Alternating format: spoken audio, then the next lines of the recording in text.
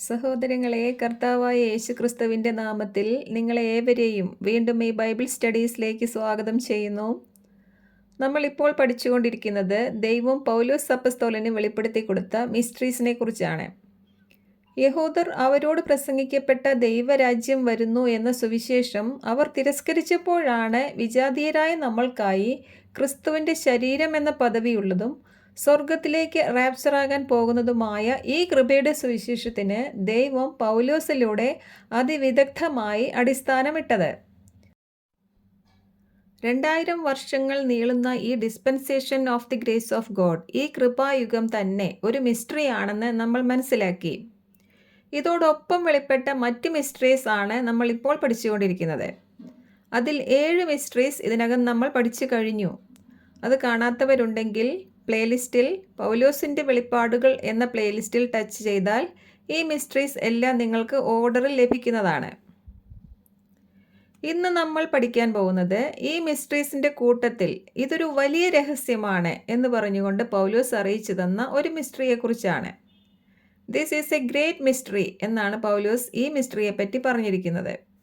എഫീസ് ലേഖനത്തിൻ്റെ 5-ാം അധ്യായത്തിൻ്റെ 22 മുതൽ 33 വരെയുള്ള വചനഭാഗങ്ങളിലാണ് ഈ മിസ്റ്ററിയെക്കുറിച്ച് പൗലോസ് എഴുതിയിരിക്കുന്നത്. വളരെയധികം തെറ്റിദ്ധരിക്കപ്പെട്ട ഒരു വചനഭാഗം കൂടിയാണിത്. ഇവിടെ പറഞ്ഞിരിക്കുന്ന വലിയ രഹസ്യം എന്താണെന്ന് ഭൂരിപക്ഷം പേർക്കും മനസ്സിലായിട്ടില്ലെന്നു മാത്രമല്ല, മറ്റു ചില കാര്യങ്ങൾ പ്രൂവ് ചെയ്യാൻ വേണ്ടിയാണ് ഈ ഭാഗം പലരും എടുക്കാറുള്ളത്. അതായത്, നമ്മൾ ക്രിസ്തുവിൻ്റെ ശരീരം എന്ന പദവിയുള്ള സഭയാണ്. ഇത് 12 അപ്പോസ്തലന്മാർ പ്രസംഗിച്ച സുവിശേഷത്തിൽ നിന്നും അവരുടെ സഭയിൽ നിന്നും വ്യത്യസ്തമാണ് എന്ന് നമ്മൾ പറയുമ്പോൾ, അങ്ങനെ 2 സഭ ഇല്ല, നമ്മളെല്ലാം ക്രിസ്തുവിൻ്റെ മണവാട്ടി എന്ന സഭയാണ്, അല്ലെങ്കിൽ ഇതിൻ്റെ വിവിധ പേരുകളാണ് എന്നെല്ലാം പ്രൂവ് ചെയ്യാൻ വേണ്ടി പലരും എടുക്കുന്ന ഒരു വചനഭാഗമാണിത്. അതുകൊണ്ട് വളരെ ശ്രദ്ധയോടെ ഈ മെസ്സേജ് കേൾക്കുക. ഇതൊരു വലിയ രഹസ്യമാണ് എന്ന് പറഞ്ഞിരിക്കുന്നതിനാൽ അതീവ ശ്രദ്ധയോടെ കേട്ടാൽ മാത്രമേ ഇതിനുള്ളിലെ വലിയ രഹസ്യം എന്താണെന്ന് നിങ്ങൾക്ക് മനസ്സിലാവുകയുള്ളൂ. ഒന്നാമതായി മനസ്സിലാക്കേണ്ടത്, ഈ മിസ്റ്ററീസും ഇതിലെ നിർദ്ദേശങ്ങളും എല്ലാം പൗലോസ് പറയുന്നത് പൗലോസിനെ കർത്താവ് ഭരമേൽപ്പിച്ച കൃപയുടെ സുവിശേഷത്തിലൂടെ ക്രിസ്തുവിൻ്റെ നീതിയാൽ നീതീകരിക്കപ്പെടുകയും പരിശുദ്ധാത്മാവിനാൽ മുദ്രയിടപ്പെടുകയും ചെയ്ത് ക്രിസ്തുവിൻ്റെ ശരീരം എന്ന സഭയിലും പദവിയിലും ആയ വിശ്വാസികളോടാണ്. ലോകവും ഇത് കേൾക്കുന്നുണ്ട്, എന്നാൽ ഇതിലെ നിർദ്ദേശങ്ങളും ഉപദേശങ്ങളും ക്രിസ്തുവിൻ്റെ ശരീരമായ സഭയ്ക്കുള്ളതാണ്. അതിൽ തന്നെ ഈ വചനഭാഗങ്ങൾ ഇതിലെ ഭാര്യാഭർത്താക്കന്മാരായ വിശ്വാസികളോട് പറയുന്ന കാര്യങ്ങളാണ്. ഇതിലെ 22, 23, 24 വചനഭാഗങ്ങൾ ഭാര്യമാരെ എന്ന് അഡ്രസ് ചെയ്തുകൊണ്ട് വിശ്വാസികളായ ഭാര്യമാരോട് പറയുന്ന കാര്യങ്ങളാണ്. തുടർന്ന് 25 മുതൽ 30 വരെയുള്ള വചനഭാഗങ്ങൾ ഭർത്താക്കന്മാരെ എന്ന് അഡ്രസ് ചെയ്തുകൊണ്ട് സഭയിലെ വിശ്വാസികളായ ഭർത്താക്കന്മാരോട് പറയുന്ന കാര്യങ്ങളാണ്. ഒടുവിൽ 30 മുതൽ 33 വരെയുള്ള വചനഭാഗങ്ങൾ 2 കൂട്ടരോടും, അതായത് ക്രിസ്തുവിൻ്റെ ശരീരമായ സഭയിലെ ഭാര്യ ഭർത്താക്കന്മാരോട് പൊതുവായി പറയുന്ന കാര്യങ്ങളാണ്. അതായത്, ഈ ചിത്രത്തിലേക്ക് നോക്കുക. ഇതിൽ ആദ്യത്തെ ചിത്രത്തിൽ ഈ കൃപാകാലത്തിലെ വിശ്വാസ വ്യവസ്ഥയിൽ നാം എല്ലാവരും യഹൂദനെന്നോ ജാതിയെന്നോ സ്ത്രീയെന്നോ പുരുഷനെന്നോ ഭാര്യയെന്നോ ഭർത്താവെന്നോ ഒന്നും വ്യത്യാസമില്ലാതെ എല്ലാവരും ക്രിസ്തുവിൻ്റെ ശരീരത്തിലെ അവയവങ്ങളാണ് എന്ന് കാണിച്ചിരിക്കുകയാണ്. ക്രിസ്തു നമുക്ക് എല്ലാവർക്കും ശിരസ്സാണ്. ക്രിസ്തുവിൻ്റെ ശിരസ്സോ ദൈവം. ഈ ആത്മീയ വ്യവസ്ഥയോട് അല്ലെങ്കിൽ ഈ സ്വർഗീയ വ്യവസ്ഥയോട് കമ്പയർ ചെയ്തുകൊണ്ട് ഭൂമിയിലെ കുടുംബ വ്യവസ്ഥ എങ്ങനെ ആയിരിക്കണമെന്ന് പൗലോസ് പറഞ്ഞതിനെയാണ് രണ്ടാമത്തെ ചിത്രത്തിൽ കാണിച്ചിരിക്കുന്നത്. ഒന്നാമത്തെ ചിത്രത്തിലെ ക്രിസ്തുവിൻ്റെ ശരീരമാകുന്ന മഹാപുരുഷാരമാകുന്ന സഭയുടെ ഒരു ചെറിയ യൂണിറ്റാണ് രണ്ടാമത്തെ ചിത്രത്തിൽ കാണിച്ചിരിക്കുന്ന വിശ്വാസത്തിലായിരിക്കുന്ന ഓരോ കുടുംബവും. ഇതിൽ ക്രിസ്തു എങ്ങനെയാണോ സഭയെ പരിപാലിക്കുകയും സ്നേഹിക്കുകയും പരിപോഷിപ്പിക്കുകയും ചെയ്യുന്നത്, അതുപോലെ ഓരോ കുടുംബത്തിലെയും ഭർത്താക്കന്മാർ ഭാര്യമാരെ സ്നേഹിക്കുകയും പരിപാലിക്കുകയും ചെയ്തുകൊണ്ട് കുടുംബത്തിൻ്റെ ശിരസ്സാകണം. തിരിച്ച് ഭാര്യമാർ സഭ ശിരസ്സായ ക്രിസ്തുവിന് വിധേയപ്പെട്ടിരിക്കുന്നത് പോലെ ഭർത്താക്കന്മാർക്ക് വിധേയപ്പെട്ടിരിക്കണം. അതാണ് ആശയം. ക്രിസ്തുവിനോടും സഭയോടും ബന്ധപ്പെടുത്തി കുടുംബ വ്യവസ്ഥിതി എങ്ങനെ ആയിരിക്കണമെന്ന് പറയുകയാണ്. ഇനി ഭാര്യമാരെ എന്ന് അഡ്രസ്സ് ചെയ്തുകൊണ്ട് ഭാര്യമാരോട് പറയുന്ന ആ 3 വചനഭാഗങ്ങൾ വായിക്കാം. ഭാര്യമാരെ, നിങ്ങൾ കർത്താവിന് എന്ന പോലെ ഭർത്താക്കന്മാർക്ക് വിധേയരായിരിക്കുവിൻ. എന്തെന്നാൽ ക്രിസ്തു തൻ്റെ ശരീരമായ സഭയുടെ ശിരസ്സായിരിക്കുന്നത് പോലെ ഭർത്താവ് ഭാര്യയുടെ ശിരസ്സാണ്. ക്രിസ്തു തന്നെയാണ് ശരീരത്തിൻ്റെ രക്ഷകനും. സഭ ക്രിസ്തുവിന് വിധേയയായിരിക്കുന്നത് പോലെ ഭാര്യമാർ എല്ലാ കാര്യത്തിലും ഭർത്താക്കന്മാർക്ക് വിധേയരായിരിക്കണം. വീണ്ടും ഓർക്കുക, ഇത് ക്രിസ്തുവിൽ വിശ്വസിച്ച് ക്രിസ്തുവിൻ്റെ ശരീരത്തിൽ ആയിരിക്കുന്ന ഭാര്യ ഭർത്താക്കന്മാർക്കുള്ള നിർദ്ദേശങ്ങളാണ്. ഭാര്യയോ ഭർത്താവോ വിശ്വാസി അല്ല എങ്കിൽ എന്താണ് ചെയ്യേണ്ടത് എന്ന് 1 കൊറിന്ത്യൻസ് 7-ാം അധ്യായത്തിൽ പറഞ്ഞിട്ടുണ്ട്. അവിടെ എന്താണ് പറയുന്നത്? അവിടെ അവിശ്വാസിയായ ജീവിത പങ്കാളി, അത് ഭാര്യയോ ഭർത്താവോ ആയിക്കൊള്ളട്ടെ, നമ്മുടെ ക്രിസ്തുവിലുള്ള വിശ്വാസത്തോട് യോജിക്കാൻ കഴിയാതെ വേർപിരിഞ്ഞു പോകാൻ ആഗ്രഹിക്കുന്നു എങ്കിൽ പൊയ്ക്കൊള്ളട്ടെ. അത്തരം സന്ദർഭങ്ങളിൽ ആ സഹോദരൻ്റെയോ സഹോദരിയുടെയോ വിവാഹബന്ധം നിലനിൽക്കുന്നില്ല എന്നാണ് അവിടെ പറയുന്നത്. അതായത് കുടുംബജീവിതത്തേക്കാൾ വലുത് ക്രിസ്തുവിലുള്ള വിശ്വാസവും നിത്യജീവനുമാണ് എന്നാണ് അവിടെ പറഞ്ഞിരിക്കുന്നത്. യേശുക്രിസ്തുവും ഇതേപ്പറ്റി പറഞ്ഞത് എന്താണ്? എന്നെ പ്രതിയും സുവിശേഷത്തെ പ്രതിയും ഭവനത്തെയോ ഭാര്യയെയോ സഹോദരന്മാരെയോ സഹോദരിമാരെയോ മാതാവിനെയോ പിതാവിനെയോ മക്കളെയോ വയലുകളെയോ ഉപേക്ഷിച്ചവരിൽ ആർക്കും ഇവിടെ വെച്ച് തന്നെ അവ അനേക മടങ്ങ് ലഭിക്കാതിരിക്കുകയില്ല, വരാനിരിക്കുന്ന കാലത്ത് നിത്യജീവനും. ഇവിടെ ഭാര്യയെ ഉപേക്ഷിച്ചാൽ അനേക മടങ്ങ് ഭാര്യമാരെ ഭൂമിയിൽ തന്നെ ലഭിക്കും എന്നൊന്നും ആരും വ്യാഖ്യാനിക്കേണ്ട. ഇവിടെയും കുടുംബജീവിതത്തെക്കാളും മറ്റ് ബന്ധങ്ങളെക്കാളും സ്വത്തിനേക്കാളും എല്ലാം വലുത് ക്രിസ്തുവിലുള്ള വിശ്വാസവും നിത്യജീവനുമാണ് എന്നാണ് പറഞ്ഞതിൻ്റെ അർത്ഥം. മാത്രവുമല്ല, ക്രിസ്തുവിലുള്ള വിശ്വാസത്തെ പ്രതി ബന്ധങ്ങളും സ്വത്തുവകകളും എല്ലാം ഉപേക്ഷിക്കേണ്ടി വരും, എല്ലാം നഷ്ടപ്പെടും എന്നും മനസ്സിലാക്കാം. ഈ മെസ്സേജ് കേൾക്കുന്ന പലർക്കും ഇങ്ങനെയുള്ള അനുഭവങ്ങൾ ഉണ്ടായിട്ടുണ്ടാകും. അപ്പോസ്തലന്മാരുടെയും യഥാർത്ഥ ക്രിസ്തുവിശ്വാസികളുടെയും അനുഭവങ്ങൾ അങ്ങനെയാണ്. നമ്മൾ ക്രിസ്തുവിലുള്ള വിശ്വാസത്തിൽ വളരും തോറും ക്രിസ്തുവിൽ വിശ്വാസമുണ്ട് എന്ന് പറയുമെങ്കിലും വളരാതെ ഇരിക്കുന്നവരോട് തന്നെ ആശയപരമായി ഒത്തുപോകാൻ കഴിയാത്ത അവസ്ഥകളുണ്ടാകും. അപ്പോൾ പിന്നെ ഒരു വിശ്വാസിയും അവിശ്വാസിയും തമ്മിൽ ഒന്നിച്ച് ജീവിക്കുന്നത് അതിലേറെ ബുദ്ധിമുട്ടുള്ള കാര്യമായിരിക്കും. കാരണം ഒരു വിശ്വാസിയും അവിശ്വാസിയും തമ്മിൽ പൊതുവായി ഒന്നുമില്ല. രണ്ട് വിശ്വാസികളെ തമ്മിൽ കണക്ട് ചെയ്യുന്നത് അവരുടെ വിശ്വാസമാണ്, യേശുക്രിസ്തുവാണ്, പരിശുദ്ധാത്മാവാണ്. എന്നാൽ ഒരു വിശ്വാസിയും അവിശ്വാസിയും തമ്മിൽ പൊതുവായി ഒന്നുമില്ല. അതുകൊണ്ടാണ് അവിശ്വാസിയായ ജീവിത പങ്കാളി വേർപിരിഞ്ഞു പോകാൻ ആഗ്രഹിക്കുന്നുവെങ്കിൽ പൊയ്ക്കൊള്ളട്ടെ എന്ന് പറഞ്ഞത്. എന്നാൽ അവിശ്വാസിയായ ജീവിത പങ്കാളി നമ്മുടെ വിശ്വാസത്തോട് എതിരൊന്നുമില്ലാതെ നമ്മുടെ കൂടെ തന്നെ ജീവിക്കാൻ ആഗ്രഹിക്കുന്നു എങ്കിൽ അയാളെ അല്ലെങ്കിൽ അവളെ ഉപേക്ഷിക്കരുത് എന്നാണ് വിശ്വാസിയായ ജീവിത പങ്കാളിയോട് പറഞ്ഞിരിക്കുന്നത്. ഈ വിഷയം ഡീറ്റെയിൽ ആയിട്ട് മറ്റൊരു ക്ലാസ്സിൽ പറയാം. എങ്ങനെയായാലും കുടുംബജീവിതത്തെക്കാളും വലുത് ക്രിസ്തുവിലുള്ള വിശ്വാസവും നിത്യജീവിതവും തന്നെയാണ് എന്ന് മനസ്സിലാക്കുക. ഇന്നത്തെ വിഷയത്തിലേക്ക് വീണ്ടും വരുന്നു. ഇന്നത്തെ വിഷയം എഫേസ്യ ലേഖനം 5-ാം അധ്യായത്തിലെ ഗ്രേറ്റ് മിസ്റ്ററിയെക്കുറിച്ചാണ്. ഇനി അവിടെ ഭർത്താക്കന്മാരെ എന്ന് വിളിച്ചുകൊണ്ട് ഭർത്താക്കന്മാരോട് പറഞ്ഞിരിക്കുന്ന നിർദ്ദേശങ്ങൾ എന്തൊക്കെയാണ് എന്ന് നമുക്ക് നോക്കാം. 25 മുതൽ 29 വരെയുള്ള വചനഭാഗങ്ങൾ. ഭർത്താക്കന്മാരെ, ക്രിസ്തു സഭയെ സ്നേഹിക്കുകയും അവളെ വിശുദ്ധീകരിക്കാൻ വേണ്ടി തന്നെ തന്നെ സമർപ്പിക്കുകയും ചെയ്തതുപോലെ നിങ്ങൾ ഭാര്യമാരെ സ്നേഹിക്കണം. അവൻ സഭയെ വിശുദ്ധീകരിക്കുന്നതിന് ജലം കൊണ്ട് കഴുകി വചനത്താൽ വെണ്മയുള്ളതാക്കി.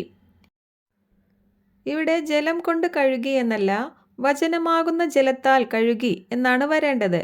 Washing of water by the word. ബൈബിളിൽ അനേകം പ്രാവശ്യം വചനത്തെ ജലം എന്നും ജീവജലം, ജീവജലത്തിൻ്റെ അരുവി, ജീവജലത്തിൻ്റെ ഉറവ, ദാഹിക്കുന്നവൻ എൻ്റെ അടുക്കൽ വരട്ടെ എന്നെല്ലാം അനേകം പ്രാവശ്യം പറഞ്ഞിട്ടുണ്ട്. ദൈവവചനത്താലും ദൈവാത്മാവിനാലുമാണ് നമ്മൾ വിശുദ്ധി പ്രാപിക്കുന്നതും വെണ്മയുള്ളതാകുന്നതും. ഈ വിഷയവും കൂടുതൽ ഡീറ്റെയിൽ ആയി മറ്റൊരു ക്ലാസ്സിൽ പറയാം. ഇനി ബാക്കി വചനഭാഗങ്ങൾ വായിക്കാം. സത്യവേദ പുസ്തകത്തിൽ നിന്ന് വായിക്കാം. 26-ാം വാക്യം മുതൽ. അവൻ അവളെ വചനത്തോടു കൂടിയ ജലസ്നാനത്താൽ വെടിപ്പാക്കി വിശുദ്ധീകരിക്കേണ്ടതിനും കറ, ചുളുക്കം മുതലായത് ഒന്നുമില്ലാതെ സഭയെ ശുദ്ധയും നിഷ്കളങ്കയുമായി തനിക്ക് തന്നെ തേജസ്സോടെ മുൻനിർത്തേണ്ടതിനും തന്നെത്താൻ അവൾക്കു വേണ്ടി ഏൽപ്പിച്ചു കൊടുത്തു. ഇവിടെയെല്ലാം അവൾക്കായി എന്നല്ല, സഭയ്ക്ക് വേണ്ടി ചർച്ച് എന്നും ഇറ്റ് എന്നുമാണ് ഉള്ളത് എന്ന് ഓർക്കുക. അവണ്ണം ഭർത്താക്കന്മാരും തങ്ങളുടെ ഭാര്യമാരെ സ്വന്തം ശരീരത്തെപ്പോലെ സ്നേഹിക്കേണ്ടതാകുന്നു. ഭാര്യയെ സ്നേഹിക്കുന്നവൻ തന്നെത്താൻ സ്നേഹിക്കുന്നു. ആരും സ്വന്തം ജഡത്തെ ഒരു നാളും പകച്ചിട്ടില്ലല്ലോ. ക്രിസ്തുവും സഭയെ ചെയ്യുന്നത് പോലെ അതിനെ പോറ്റി പുലർത്തുകയത്രേ ചെയ്യുന്നത്. അപ്പോൾ എന്തിനാണ് സഭയെ വചനത്താൽ കഴുകുന്നത്? നമ്മൾ വെണ്മയുള്ളവരാകേണ്ടതിനും നമ്മൾ കറയും ചുളിവും മാറി വിശുദ്ധീകരിക്കപ്പെട്ടുകൊണ്ടേയിരിക്കുന്നതിനും ക്രിസ്തുവിൻ്റെ വരവാകുമ്പോഴേക്ക് നമ്മുടെ ആത്മാവും പ്രാണനും ശരീരവും അവികലവും പൂർണ്ണവും ആകേണ്ടതിനും വേണ്ടിയാണ്. നമ്മൾ ക്രിസ്തുവിൻ്റെ വചനത്തിൽ വളരേണ്ടതിനാണ്. ക്രിസ്തു എന്ന ശിരസോളം വളരേണ്ടതിനാണ്. പക്വതയുള്ളവരാകേണ്ടതിനാണ്. ക്രിസ്തുവിനെക്കുറിച്ചുള്ള പരിജ്ഞാനത്താൽ പൂർണ്ണരാകേണ്ടതിനാണ്. അപ്പോൾ ഇവിടെ ഭർത്താക്കന്മാരോട് പറയുന്നത്, ക്രിസ്തു തൻ്റെ ശരീരമായ സഭയ്ക്ക് വേണ്ടി തന്നെ ജീവത്യാഗം ചെയ്ത് സമർപ്പിക്കുകയും ശേഷം തൻ്റെ കൃപയുടെ വചനങ്ങളാൽ സഭയെ കുറവുകളില്ലാതെ പൂർണ്ണതയുള്ള ഗ്ലോറിയസ് സഭയായി പരിപോഷിപ്പിക്കുകയും പരിപാലിക്കുകയും ചെയ്യുന്നത് പോലെ ഭർത്താക്കന്മാർ ഭാര്യമാരെ സംരക്ഷിക്കുകയും പരിപാലിക്കുകയും ചെയ്യണമെന്നാണ്. ഇവിടെ മറ്റൊരു കാര്യം കൂടി ശ്രദ്ധിക്കുക. എങ്ങനെയാണ് ക്രിസ്തു തൻ്റെ ശരീരമായ സഭയെ തൻ്റെ കൃപയുടെ വചനങ്ങളാൽ പരിപോഷിപ്പിക്കുന്നതും പരിപാലിക്കുന്നതും? സ്വർഗാരോഹണം ചെയ്ത ക്രിസ്തു പൗലോസിനെയും പൗലോസിൻ്റെ കൂടെയുള്ള ചിലരെയും അപ്പസ്തലന്മാരും പ്രവാചകന്മാരും സുവിശേഷ പ്രഘോഷകന്മാരും ഇടയന്മാരും പ്രബോധകന്മാരുമാകാൻ വരം നൽകിയത് എന്തിനായിരുന്നു? ഇത് ക്രിസ്തുവിൻ്റെ ശരീരമെന്ന ഈ സഭയെ പണിതുയർത്തുന്നതിനും ഈ സഭയിലെ വിശുദ്ധരെ പരിപൂർണരാക്കുന്നതിനും വേണ്ടിയാണ്. ഇതാണ് കഴിഞ്ഞ ക്ലാസ്സിൽ പൗലോസ് ക്രിസ്തുവിൻ്റെ പിന്നാലെ ഈ ജോലി പൂരിപ്പിക്കുന്നു എന്നും പൗലോസിന് പിന്നാലെ ഇന്ന് നമ്മളാണ് ഇത് പൂരിപ്പിക്കുന്നത് എന്നും പറഞ്ഞത്. അല്ലാതെ ആവശ്യമില്ലാത്ത കെട്ടുകഥകൾ പറയാനും തമാശ പറയാനും അങ്ങനെ ഭക്തിരാഹിത്യത്തിലേക്കും ലോകമോഹങ്ങളിലേക്കും മനുഷ്യരെ നയിക്കാനല്ല നമ്മളെ ഇവിടെ നിയമിച്ചാക്കിയിരിക്കുന്നത്. അതുകൊണ്ട് ക്രിസ്തുവിൽ വളരണമെന്ന് ആഗ്രഹിക്കുന്നവർ അത്തരം പ്രഭാഷണങ്ങൾ കേൾക്കുന്നത് ഉപേക്ഷിച്ച് ക്രിസ്തുവിൽ വളർത്താൻ വരം ലഭിച്ചവരുടെ മെസ്സേജുകൾ മാത്രം കാണുക. കൊളോസി ലേഖനത്തിൻ്റെ 1-ാം അധ്യായത്തിൻ്റെ 26-27 വചനഭാഗങ്ങളിൽ പറഞ്ഞിരിക്കുന്ന മഹത്വത്തിൻ്റെ പ്രത്യാശയായ ക്രിസ്തു നമ്മളിൽ ഉണ്ട് എന്ന മിസ്റ്ററിയാണ് നമ്മൾ കഴിഞ്ഞ ക്ലാസ്സിൽ പഠിച്ചത്. അതിൻ്റെ അടുത്ത വാക്യത്തിൽ പൗലോസ് എന്താണ് പറയുന്നത് എന്ന് ശ്രദ്ധിക്കൂ. ക്രിസ്തുവിനെയാണ് ഞങ്ങൾ പ്രഖ്യാപിക്കുന്നത്. എല്ലാ മനുഷ്യരെയും ക്രിസ്തുവിൽ പക്വത പ്രാപിച്ചവരാക്കാൻ വേണ്ടി ഞങ്ങൾ എല്ലാവർക്കും മുന്നറിയിപ്പ് നൽകുകയും എല്ലാവരെയും സർവ്വവിജ്ഞാനവും പഠിപ്പിക്കുകയും ചെയ്യുന്നു. ഈ ലക്ഷ്യം പ്രാപിക്കുന്നതിനു വേണ്ടി അത്രേ ക്രിസ്തു എന്നിൽ ശക്തിയായി ഉണർത്തുന്ന ശക്തി കൊണ്ട് ഞാൻ കഠിനമായി അധ്വാനിക്കുന്നത്. അപ്പോൾ പൗലോസിൻ്റെ ലക്ഷ്യം എന്തായിരുന്നു? പൗലോസ് എന്തിനു വേണ്ടിയാണ് പീഡകൾക്കിടയിലും ഇങ്ങനെ കഠിനമായി അധ്വാനിച്ചത്? ഈ കൃപയുടെ സുവിശേഷത്തിൻ്റെ സത്യം നിലനിർത്തണം, ക്രിസ്തുവിൻ്റെ ശരീരമായ സഭയെ പണിതുയർത്തണം, എല്ലാവരെയും ക്രിസ്തുവിൽ പക്വത പ്രാപിച്ചവരാക്കണം, എല്ലാവരെയും ക്രിസ്തുവിനെക്കുറിച്ചുള്ള പരിജ്ഞാനത്തിൽ പൂർണ്ണരാക്കണം. ഇതൊക്കെയായിരുന്നു പൗലോസിൻ്റെ ലക്ഷ്യങ്ങൾ. ഇന്നത്തെ സുവിശേഷകരുടെ ലക്ഷ്യങ്ങൾ ഇതൊക്കെ തന്നെയാണോ എന്ന് ചിന്തിക്കുക. അല്ലെങ്കിൽ ക്രിസ്തുവിൽ നിങ്ങളെ വളർത്തുന്നതും പക്വതയിലേക്ക് എത്തിക്കുന്നതും ക്രിസ്തുവിനെക്കുറിച്ചുള്ള പരിജ്ഞാനത്തിൽ പൂർണ്ണരാക്കുന്നതുമായ മെസ്സേജുകൾ മാത്രം കാണുക. തെറ്റിൻ്റെ വഞ്ചനയിൽപ്പെടുത്തുന്ന വക്രതയാർന്ന ഉപദേശങ്ങളുടെ കാറ്റിൽ ആടി ഉലയാതിരിക്കുക. വീണ്ടും ഇന്നത്തെ മെസ്സേജിലേക്ക് വരികയാണ്. ഇവിടെ ഭർത്താക്കന്മാരോട് പറയുന്നത്, ക്രിസ്തു തൻ്റെ ശരീരമാകുന്ന സഭയ്ക്ക് വേണ്ടി തന്നെ സമർപ്പിക്കുകയും പരിപാലിക്കുകയും ചെയ്യുന്നത് പോലെ ഭർത്താക്കന്മാർ ഭാര്യമാരെ സംരക്ഷിക്കണം, പരിപാലിക്കണം എന്നാണ്. അതായത് തൻ്റെ കുടുംബത്തെ പോറ്റി പുലർത്താനുള്ള ഉത്തരവാദിത്വം ഭർത്താക്കന്മാരുടേതാണ്. അങ്ങനെയുള്ള ഭർത്താക്കന്മാർക്ക് ഭാര്യമാർ വിധേയപ്പെട്ടിരിക്കണമെന്നും അവരെ ബഹുമാനിക്കണം എന്നതുമാണ് ഭാര്യമാരോടും പറഞ്ഞത്. ഇനി ശ്രദ്ധിച്ച് കേൾക്കുക. ഇങ്ങനെ പുരുഷൻ വീട് ഭരിക്കണമെന്നും പുരുഷൻ ഭാര്യയുടെ മേൽ അധികാരമുള്ളവനായിരിക്കണമെന്നും ഭാര്യ ഭർത്താവിൻ്റെ അധികാരത്തിന് കീഴിൽ മക്കളെ വളർത്തണം, വീട്ടിലെ മറ്റു കാര്യങ്ങൾ നോക്കണം എന്നുള്ളതുമെല്ലാം ഉൽപ്പത്തി പുസ്തകം മുതലേ ഉള്ള ഓർഡറാണ്. അപ്പോൾ പിന്നെ ഇതെങ്ങനെയാണ് ഒരു മിസ്റ്ററി ആകുന്നത്? ഒരു മിസ്റ്ററി എന്ന് പറഞ്ഞാൽ എന്താണെന്നാണ് ഈ പഠനത്തിൻ്റെ ആരംഭത്തിലേ പറഞ്ഞത്. ദൈവത്തിൻ്റെ ഹൃദയത്തിൽ ആരോടും പറയാതെ മറഞ്ഞിരുന്ന ദൈവിക ജ്ഞാനമാണ് ഓരോ മിസ്റ്ററിയും. അപ്പോൾ ഭർത്താവ് കുടുംബം പുലർത്തണം, വീട് ഭരിക്കണം, ഭാര്യ ഭർത്താവിന് കീഴ്പ്പെട്ട് വീട്ടിലെ മറ്റു കാര്യങ്ങൾ നോക്കണം, പുരുഷൻ മാതാപിതാക്കളെ വിട്ട് ഭാര്യയോട് ചേരണം. ഇതൊക്കെ ഉൽപ്പത്തി മുതലേയുള്ള ഓർഡർ ആണെങ്കിൽ ഇതൊരു മിസ്റ്ററി ആകുന്നത് എങ്ങനെയാണ്? ഇവിടെ ഇതൊരു മിസ്റ്ററി എന്ന് മാത്രമല്ല, ഇതൊരു ഗ്രേറ്റ് മിസ്റ്ററിയാണ്, ഇതൊരു വലിയ രഹസ്യമാണെന്നാണ് പറഞ്ഞിരിക്കുന്നത്. അങ്ങനെയെങ്കിൽ എന്തുകൊണ്ടാണ് ഇതൊരു വലിയ രഹസ്യം ആകുന്നത് എന്ന് നമുക്ക് നോക്കാം. ഇവിടെ ഭാര്യാഭർത്തൃ ബന്ധത്തിലെ ഭാര്യയുടെയും ഭർത്താവിൻ്റെയും സ്ഥാനങ്ങളെയും ഉത്തരവാദിത്വങ്ങളെയും ക്രിസ്തുവിനോടും ക്രിസ്തുവിൻ്റെ ശരീരമായ സഭയോടും ബന്ധപ്പെടുത്തി പറയുകയാണ്. ഈ കൃപാകാലത്ത് ക്രിസ്തുവിൽ വിശ്വസിച്ചവർക്ക് ക്രിസ്തുവിൻ്റെ നീതിയാണ് കണക്കിടുന്നത്. അതുകൊണ്ട് തന്നെ നമ്മളെ ക്രിസ്തുവിൻ്റെ ശരീരം എന്നാണ് വിളിച്ചിരിക്കുന്നത്. ശ്രദ്ധിക്കുക, സ്വന്തം ശരീരം പോലെ എന്നല്ല, സഭ ക്രിസ്തുവിൻ്റെ ശരീരമാണ്, ക്രിസ്തു നമ്മുടെ ശിരസാണ്, നാം ക്രിസ്തുവിൻ്റെ ശരീരത്തിൻ്റെ അവയവങ്ങളാണ് എന്നാണ് പറഞ്ഞിരിക്കുന്നത്. നമുക്ക് ക്രിസ്തുവുമായുള്ള കൂടുതലായ ക്ലോസ്നെസ് കാണിക്കുന്ന വചനഭാഗങ്ങളാണിതെല്ലാം. ഇതെല്ലാം കഴിഞ്ഞ ക്ലാസ്സുകളിൽ നമ്മൾ വിശദമായി പഠിച്ചതാണ്. വചനത്തിൽ പറയുന്നത് we are members of his body, of his flesh and of his bones എന്നാണ്. ഈ ഒരു പദം മലയാള ബൈബിളുകളിൽ വന്നിട്ടില്ല. പ്രത്യേകം ശ്രദ്ധിക്കുക, നാം ക്രിസ്തുവിൻ്റെ ശരീരമാണ്, we are members of his body and of his flesh and of his bones എന്ന് പറഞ്ഞിരിക്കുന്നു. നാം അവൻ്റെ ശരീരം, നാം അവൻ്റെ അസ്ഥിയുടെ അസ്ഥിയും മാംസത്തിൻ്റെ മാംസവും എന്നാണ് പറഞ്ഞിരിക്കുന്നത്. ഇതുപോലൊരു വചനം ഇതിനു മുൻപ് എവിടെയാണ് കേട്ടിട്ടുള്ളത്? അത് ഉൽപ്പത്തി പുസ്തകത്തിലാണ്. അവിടെ ദൈവമായ കർത്താവ് മണ്ണിൽ നിന്ന് മനുഷ്യനെ സൃഷ്ടിച്ച ശേഷം അവനെ ഗാഠനിദ്രയിലാക്കി ഉറങ്ങിക്കിടന്ന അവൻ്റെ വാരിയെല്ലുകളിൽ ഒന്നെടുത്ത ശേഷം അവിടെ മാംസം കൊണ്ട് മൂടി. ആ വാരിയെല്ലുകൊണ്ടാണ് ദൈവം സ്ത്രീക്ക് രൂപം നൽകിയത്. അവളെ കണ്ടപ്പോൾ ആദം പറഞ്ഞ വാക്കുകളാണ്, ഇതാ എൻ്റെ അസ്ഥിയിൽ നിന്നുള്ള അസ്ഥി, മാംസത്തിൽ നിന്നുള്ള മാംസം എന്ന്. അപ്പോൾ ഹവ്വ എവിടെ നിന്നാണ് ഉണ്ടായത്? അല്ലെങ്കിൽ ആരിൽ നിന്നാണ് ഹവ്വ ഉണ്ടായത്? ഹവ്വ ആദത്തിൽ നിന്നാണ് ഉണ്ടായത്. ഒരുവനിൽ നിന്ന് സകല ജനപദങ്ങളെയും സൃഷ്ടിക്കുക എന്നത് ദൈവത്തിൻ്റെ ഹിതമായിരുന്നു. അപ്പോൾ ഹവ്വയെ ആദത്തിൽ നിന്ന് പുറത്തെടുക്കുന്നതിന് മുൻപേ ആദത്തിൽ ഹവ്വ ഉണ്ടായിരുന്നു. അവർ ഒന്നായിരുന്നു, അഥവാ അവർ ഏക ശരീരമായിരുന്നു. ഇക്കാരണത്താലാണ് പുരുഷൻ മാതാപിതാക്കളെ വിട്ട് ഭാര്യയോട് ചേരും, അവർ ഏക ശരീരമായി തീരും എന്ന് ഉൽപ്പത്തി പുസ്തകം മുതലേ പറഞ്ഞിരിക്കുന്നത്. ഇങ്ങനെ ഭാര്യാഭർത്തൃ ബന്ധത്തിൻ്റെ ക്ലോസ്നെസ് ഉൽപ്പത്തി പുസ്തകം മുതലേ കാണിച്ചു തന്നിട്ടുണ്ട്. അപ്പോൾ എന്ത് കാരണത്താലാണ് പുരുഷൻ മാതാപിതാക്കളെ വിട്ട് ഭാര്യയോട് ചേരും, അവർ ഏക ശരീരമായി തീരും എന്ന് ഉൽപ്പത്തി മുതലേ പറഞ്ഞിരിക്കുന്നത്?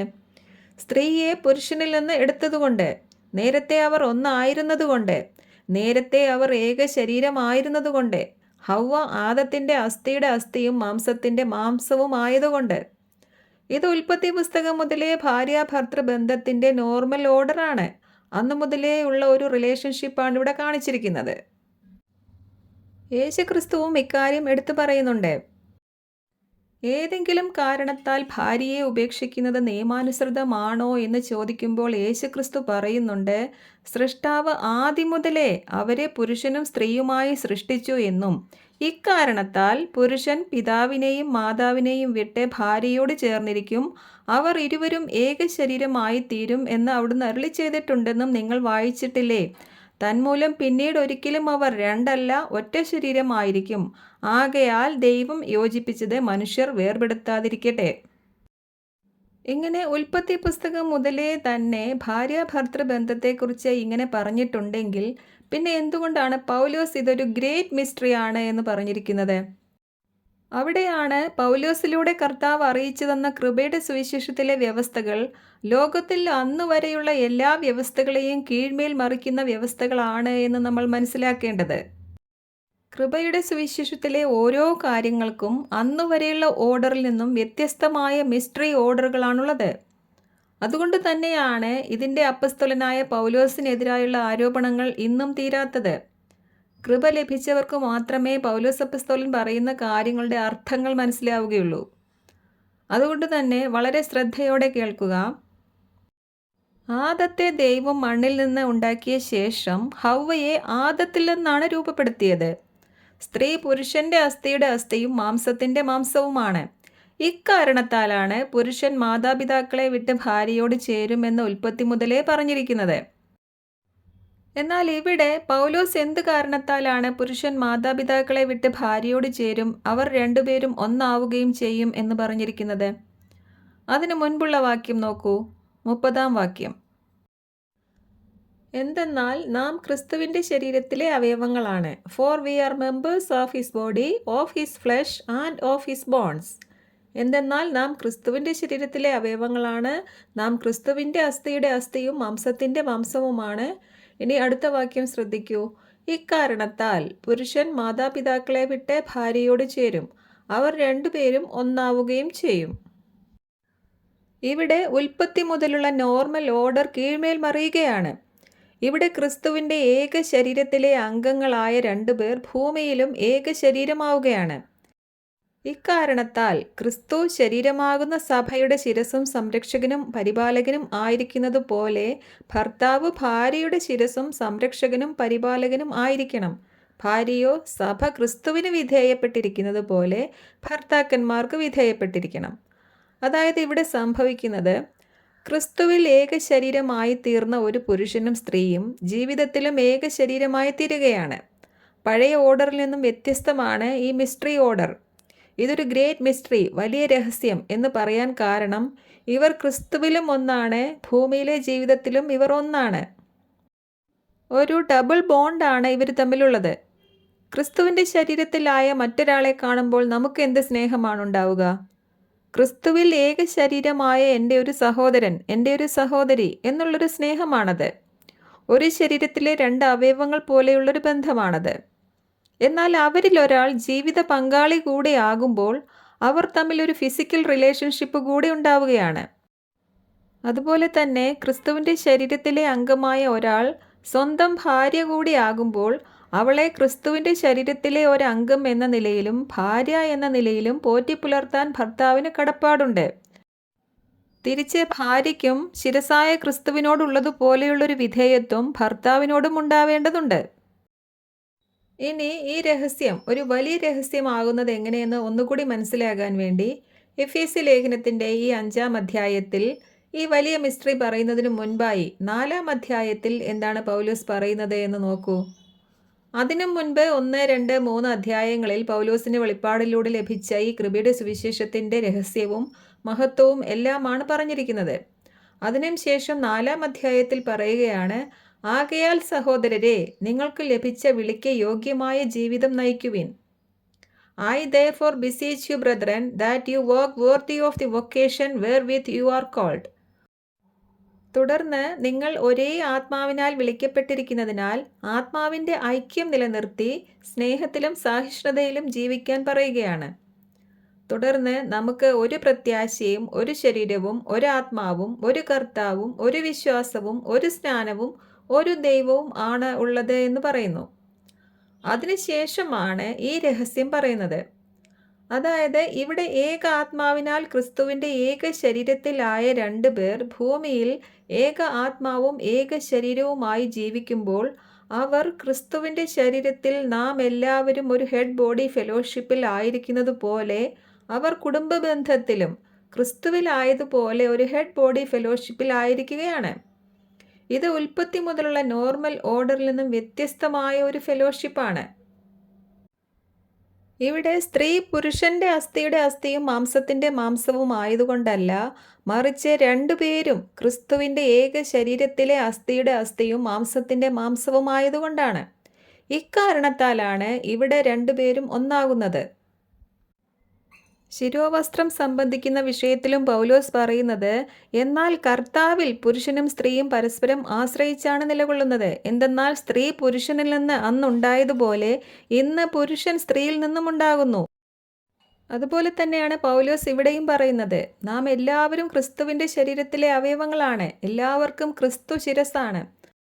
ഇവിടെ ഇതൊരു വലിയ രഹസ്യം, ഇതൊരു ഗ്രേറ്റ് മിസ്റ്ററി ആണ് എന്ന് പറയാൻ കാരണം, ഇവിടെ ഭാര്യയും ഭർത്താവും ഒരുപോലെ ക്രിസ്തുവിൻ്റെ അസ്ഥിയുടെ അസ്ഥിയും മാംസത്തിൻ്റെ മാംസവും ഒരേ ശരീരത്തിൻ്റെ അംഗങ്ങളുമാണ്. അതുപോലെ അവർ ഭൂമിയിലും ഏകാത്മാവും ഏക ശരീരവും ആയി മാറുകയാണ്. ക്രിസ്തുവിനോടും സഭയോടും ബന്ധപ്പെടുത്തിയാണ് ഞാനിത് പറയുന്നത് എന്നാണ് പൗലോസ് പറഞ്ഞത്. എന്ന് പറഞ്ഞാൽ നമുക്ക് ക്രിസ്തുവിനോടുള്ള ബന്ധം ഏകാത്മാവിൽ ഏക ശരീരം എന്ന ബന്ധമാണ്. അങ്ങനെയുള്ള രണ്ടുപേർ ഭൂമിയിലും ഏകാത്മാവും ഏക ശരീരവും ആവുകയാണ്. ഉൽപ്പത്തി മുതലുള്ള ഓർഡറിൽ ഈ ഏകാത്മബന്ധമുണ്ടായിരുന്നില്ല. അവർ അവിടെ ദൈവകൽപ്പന ലംഘിച്ച് ആത്മാവിൽ മരിച്ച ശേഷമാണ് അവർക്ക് മക്കളുണ്ടാവുന്നത്. എന്നാൽ ഇവിടെ ക്രിസ്തുവിൽ ഏകാത്മാവിൽ ഏക ശരീരമായവർ ഭൂമിയിലും ഏകാത്മാവിലും ഏക ശരീരത്തിലുമാവുകയാണ്. ദൈവരാജ്യത്തിൻ്റെയും ദൈവരാജ്യത്തിലായവരുടെ കുടുംബജീവിതത്തിൻ്റെയും ഒരു ഹൈറാർക്കിക്കൽ ഓർഡറാണിത്. ഇതെല്ലാം തന്നെ ഓരോ ഫെലോഷിപ്പുകളാണ്. അതായത് ഞാൻ പിതാവിലും പിതാവ് എന്നിലും ആണ് എന്ന് ക്രിസ്തു പറഞ്ഞു. അത് പിതാവും പുത്രനും തമ്മിലുള്ള ഫെലോഷിപ്പും മിസ്റ്ററിയുമാണ്. അതുപോലെ നമ്മൾ ക്രിസ്തുവിലും ക്രിസ്തു നമ്മളിലുമാണ് എന്ന് നമ്മൾ പഠിച്ചു കഴിഞ്ഞു. അതും ഒരു മിസ്റ്ററി ഫെലോഷിപ്പാണ്. ഇപ്പോൾ അതിൻ്റെ താഴെ ഒരു കുടുംബത്തിൽ ഭർത്താവ് ഭാര്യയിലും ഭാര്യ ഭർത്താവിലുമാണ്. ഇതും ഒരു മിസ്റ്ററി ഫെലോഷിപ്പാണ്.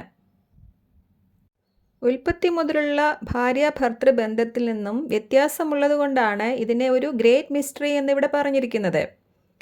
ഇവിടെയെല്ലാം പിതാവും പുത്രനും ഒന്നാണ്. പുത്രൻ്റെ ശിരസ്സാണ് പിതാവ് എന്ന് പറഞ്ഞിരിക്കുന്നു. ക്രിസ്തുവും നമ്മളും ഒന്നാണ്. നമ്മുടെ ശിരസ്സാണ് ക്രിസ്തു എന്ന് പറഞ്ഞിരിക്കുന്നു.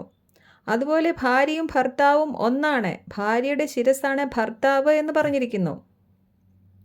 ഇവിടെയെല്ലാം പുത്രൻ പിതാവിനും നമ്മൾ ക്രിസ്തുവിനും ഭാര്യ ഭർത്താവിനും കീഴ്പ്പെട്ടുമിരിക്കുന്നു. ഇതാണ് ദൈവരാജ്യത്തിലേക്ക് പ്രവേശിക്കുമ്പോഴുള്ള ഒരു ഹൈറാർക്കിക്കൽ ഓർഡർ. എല്ലാവരെയും പരസ്പരം കണക്റ്റ് ചെയ്യുന്നത് പരിശുദ്ധാത്മാവാണ്. ഈ പോയിന്റ് നിങ്ങൾക്ക് മനസ്സിലായി കാണുമെന്ന് വിശ്വസിക്കുന്നു. പൗലോസിന് നൽകപ്പെട്ടതും ലോകത്തെ കീഴ്മേൽ മറിച്ചതുമായ ഈ കൃപയുടെ സുവിശേഷത്തിലെ എല്ലാ കാര്യങ്ങളും നോർമൽ ഓർഡറിൽ നിന്ന് അല്ലെങ്കിൽ എഴുതപ്പെട്ട പ്രോഗ്രാമിൽ നിന്ന് വ്യത്യസ്തമാണ്. ഓർക്കുക, prophecy is not mystery and mystery is not prophecy. അതായത് ദൈവം യുഗങ്ങളോളം ആരോടും പറയാതെ ഹൃദയത്തിൽ സൂക്ഷിച്ച ഈ കൃപയുടെ സുവിശേഷത്തിലെ ഓരോ കാര്യങ്ങളും എഴുതപ്പെട്ട പ്രോഗ്രാമിനേക്കാൾ മഹത്വമേറിയതാകണമെങ്കിൽ ഇതിലെ ഓരോ കാര്യങ്ങളും എഴുതപ്പെട്ടതിൽ നിന്നും വ്യത്യാസമുള്ളതായിരിക്കണം. അതുകൊണ്ടാണ് പൗലോസ് പറയുന്ന കാര്യങ്ങളെല്ലാം അന്നുവരെ എഴുതപ്പെട്ട കാര്യങ്ങളിൽ നിന്നെല്ലാം വ്യത്യസ്തമായിരിക്കുന്നത്. ഇതിലെ വ്യവസ്ഥകൾ തിരിച്ചറിയാൻ ബുദ്ധിമുട്ടുള്ളത് കൊണ്ട് തന്നെയാണ് ഇന്നും ഈ മിസ്റ്ററീസ് പലർക്കും മനസ്സിലാകാത്തത്. ദൈവം അറിയിച്ചു തന്ന മിസ്റ്ററീസിൻ്റെ എല്ലാം സ്വഭാവം ഇങ്ങനെ തന്നെയാണ് എന്ന് മുൻപ് പറഞ്ഞതോർക്കുക. നമുക്ക് നൽകപ്പെട്ടിരിക്കുന്നത് അന്നുവരെ നൽകപ്പെട്ട എല്ലാ കാര്യങ്ങളെക്കാളും മഹത്വമേറിയ കാര്യങ്ങളാണ് എന്നാണ് നമ്മൾ മനസ്സിലാക്കേണ്ടത്. നമ്മൾ അതിൽ സന്തോഷിക്കുകയാണ് വേണ്ടത്. അപ്പോൾ ഇത്രയും നേരം പറഞ്ഞ കാര്യങ്ങളുടെ ചുരുക്കം ഇതാണ്. ഒരുവൻ അല്ലെങ്കിൽ ഒരുവൾ ക്രിസ്തുവിലായാൽ അവൻ അല്ലെങ്കിൽ അവൾ ഒരു പുതിയ സൃഷ്ടിയാണ്. അവൻ ക്രിസ്തുവിലാകുന്നതോടെ പാപത്തിൻ്റെയും മരണത്തിൻ്റെയും ആധിപത്യമുള്ള ആദാമിൻ്റെ സന്തതി എന്ന ശിക്ഷാവിധിയുടെ അവസ്ഥയിൽ നിന്നും ദൈവാത്മാവിനെ പ്രാപിച്ച് ദൈവമക്കൾ എന്ന സ്ഥാനത്തേക്ക് ഉയർന്നിരിക്കുകയാണ്. ഇങ്ങനെ ക്രിസ്തുവിൻ്റെ നീതി കണക്കിട്ട് ക്രിസ്തുവിലായ നമ്മളെ വൺ ന്യൂ മാൻ, ന്യൂ ക്രീച്ചർ, ക്രിസ്തുവിൻ്റെ ശരീരം എന്നിങ്ങനെ മസ്കുലിൻ ജെൻഡറിലാണ് വിളിച്ചിരിക്കുന്നത്. ക്രിസ്തുവിലായാൽ യഹൂദനെന്നോ ജാതിയെന്നോ സ്ത്രീയെന്നോ പുരുഷനെന്നോ വ്യത്യാസമില്ല. നാം എല്ലാവരും ക്രിസ്തുവിൽ ഒരു ശരീരമാണ്.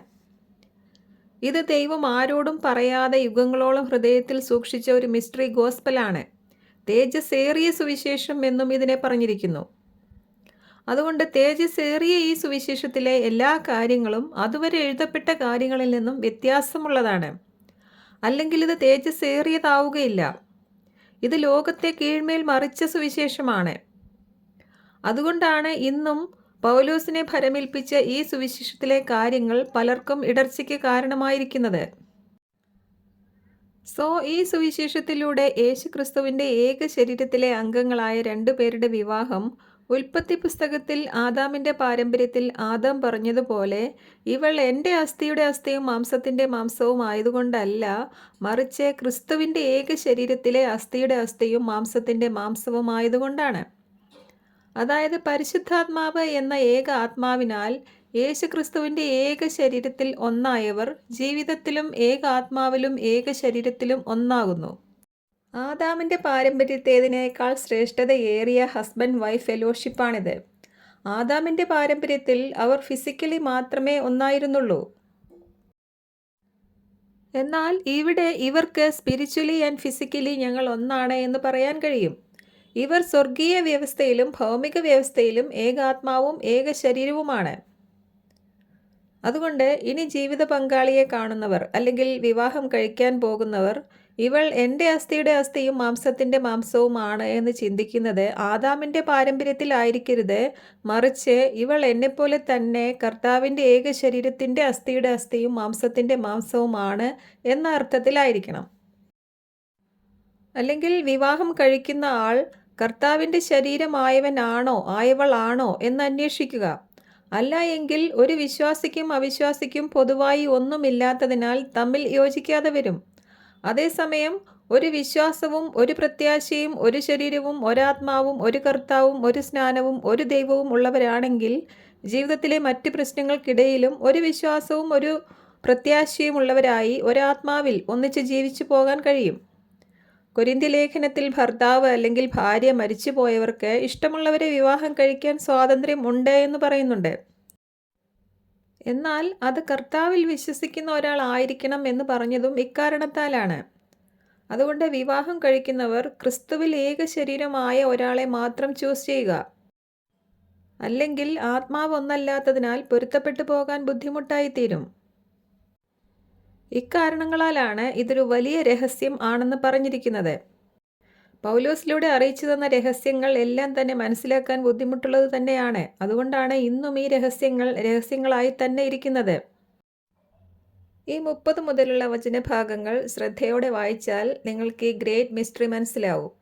റോമാലേഖനത്തിൻ്റെ 16-ാം അധ്യായത്തിലെ 25 മുതലുള്ള വചനഭാഗങ്ങളിൽ വിട്ടുപോയ കാര്യങ്ങൾ കൂടി ഉൾപ്പെടുത്തിക്കൊണ്ട് നമ്മളത് വായിച്ചപ്പോൾ നിങ്ങൾക്കത് മനസ്സിലായതുപോലെ ഈ ഭാഗവും ഞാനൊന്ന് ഫില്ലപ്പ് ചെയ്ത് വായിക്കാം. അപ്പോൾ നിങ്ങൾക്ക് ഈ രഹസ്യം, ഈ വലിയ രഹസ്യം മനസ്സിലാകും. 30 മുതലുള്ള വാക്യങ്ങൾ. എന്തെന്നാൽ നാം ക്രിസ്തുവിൻ്റെ ശരീരത്തിൻ്റെ അവയവങ്ങളാണ്. നാം ക്രിസ്തുവിൻ്റെ അസ്ഥിയുടെ അസ്ഥിയും മാംസത്തിൻ്റെ മാംസവുമാണ്. ഇക്കാരണത്താൽ പുരുഷൻ മാതാപിതാക്കളെ വിട്ട് ഭാര്യയോട് ചേരും, അവർ രണ്ടുപേരും ഒന്നാവുകയും ചെയ്യും. അടുത്ത വാക്യം ഇങ്ങനെ വായിക്കുക. ഇതൊരു വലിയ രഹസ്യമാണ്. ക്രിസ്തുവിനോടും ക്രിസ്തുവിൻ്റെ ശരീരമായ സഭയോടും ബന്ധപ്പെടുത്തിയാണ് ഞാനിത് പറയുന്നത്. അതായത് ഇത് ആദാമിൻ്റെ പാറ്റേണിൽ അല്ല, എന്നാൽ ഇവിടെയും രണ്ടുപേരും ഒരേ ശരീരത്തിൻ്റെ പാർട്ടാണ്. ഇവിടെ രണ്ടുപേരും ക്രിസ്തുവിൻ്റെ ശരീരത്തിൻ്റെ പാർട്ടാണ് എന്നതാണ് വ്യത്യാസം. ക്രിസ്തുവിൻ്റെ ശരീരമായ സഭ തന്നെ ഒരു രഹസ്യമാണ്. ഇത് അതിൻ്റെ ഉള്ളിലെ ഒരു രഹസ്യമാണ്. അതുകൊണ്ടാണ് ഇതൊരു വലിയ രഹസ്യമാകുന്നത്.